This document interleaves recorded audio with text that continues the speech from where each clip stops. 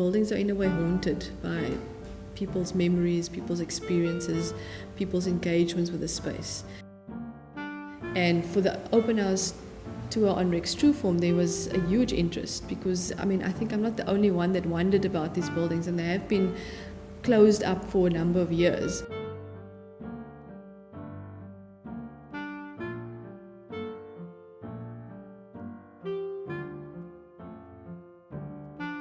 We attract students, we get scholars involved, and I think it's for me, it's a different way of looking at architecture.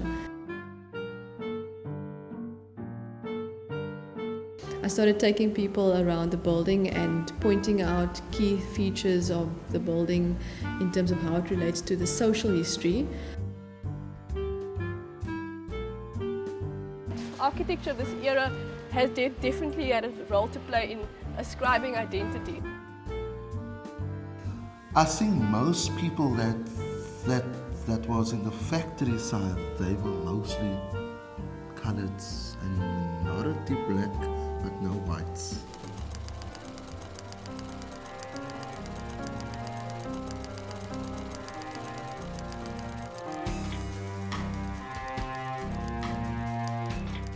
I started thinking around architecture and industry, architecture and labor, architecture and modernity and modernism. The clothing factory space, the sort of manufacturing space, is the key space of the production of the garments, but also the production of the social conditions, the conditions of labor, the conditions of racial classification, gender, biases. In fact, in this factory, there were separate staircases for men and women. The executives came below inside, and the factory workers then entered at the back.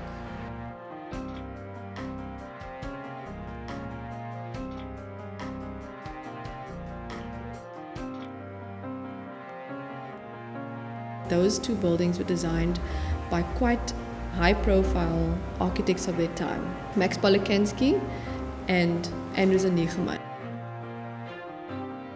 They were key figures in producing modern architecture in Cape Town. Henk Neigemann, who worked for Bolekansky, he's a Dutch architect, and he was then commissioned to do the renovations for the Burntown factory, and also later on with his partner Doug Andrews developed the design for the factory across the road, which opened in 1948. He had this kind of thing about keeping things very simple but very well detailed.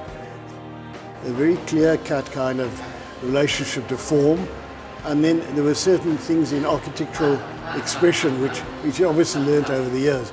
You can see elements of Mendelssohn, you can, the whole modern movement. Max Bolekansky was the architect for the 1938 factory. He was a 26-year-old young architect. He came back from his studies in Liverpool, came from a very privileged family background. In his family were Lithuanian immigrants who made their wealth in the tobacco industry. And his first two commissions was the cigarette factory and the garment factory for Rex Trueform. He died when he was 94, and I think one of the things that was interesting to me is the last part of his memory that went was about his being an architect. Come into the factory space and the factory tells you that you are a labourer, you are female, and you are non-European.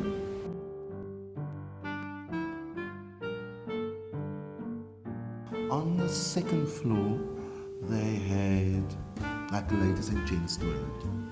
And then you, as come from any other area, you can't go to the toilet because you were not qualified.